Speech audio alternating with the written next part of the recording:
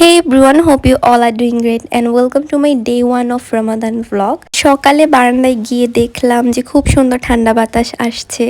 আর প্রতি বছর রমজান আসলে এরকম ওয়েদারটা চেঞ্জ হয়ে যায়, খুবই সুদিং আর ঠান্ডা একটা বাতাস থাকে। আর এই বাতাসে মনে হয় হিলিং পাওয়ার অনেক বেশি, কিছুক্ষণ থাকলেই মনে হয় যে মনের যত দুঃখ কষ্ট সব হিল হয়ে যায়। দুপুরবেলা আমি একটু ইফতারি প্রিপারেশন নিতে গেলাম। এখানে আমি ডাল বেটে রাখছিলাম পেঁয়াজও বানানোর জন্য। আর আম্মু এখানে গরুর মাংস রান্না করছিল ডিনার আর সেহরির জন্য, কারণ ইফতারের পর আর রান্না করার এনার্জি থাকে না, এই জন্য দুপুরে এগুলো করে রেখে দেই। তারপর যখন জোহরের নামাজ পড়তে গেলাম তখন সবগুলো বিড়াল এসে আমার জায়নামাজে বসে পড়ে।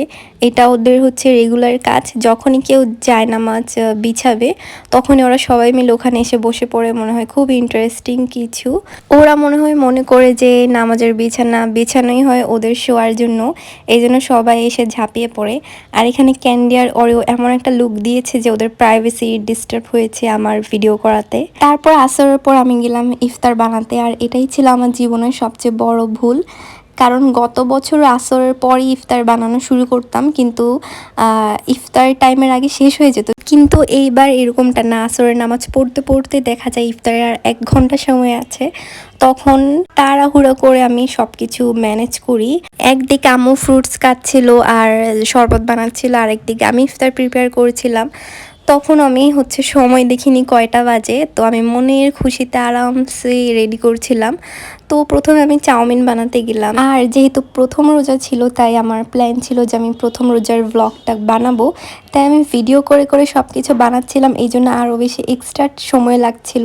কারণ এক হাতে ভিডিও করতে আরেক হাতে রান্না করতে সময় অনেক বেশি লাগে।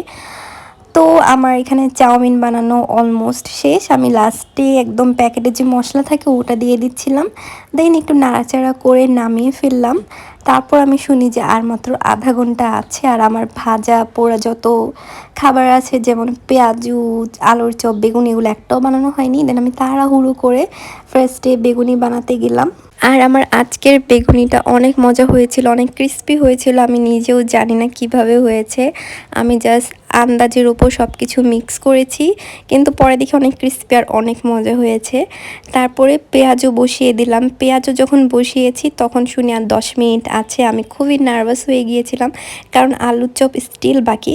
দেন যখন 5 মিনিট বাকি ছিল আমি 4টা আলুর চপ বসিয়ে দিই 4 জনের জন্য, কারণ আলুর চপ আমার অনেক বেশি ফেভারিট। এরপর আমি আর ইফতারের ভিডিও করতে পারিনি, কারণ তখন আজান দিয়ে দিয়েছিল।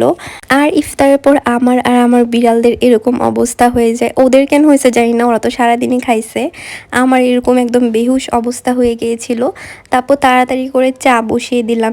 ইফতারের পর চা না খেলে মনে হয় বডিতে আত্মা নেই। আই নো এটা খুবই আনহেলদি, চা বডিকে আরও ডিহাইড্রেটেড করে দেবে, কিছু করার নেই। আর এরপর আমি আর কোনো কিছু রেকর্ড করিনি, কারণ আমি অজ্ঞান হয়েছিলাম। সো এটাই ছিল আমার first day of Ramadan blog. See you in a next video.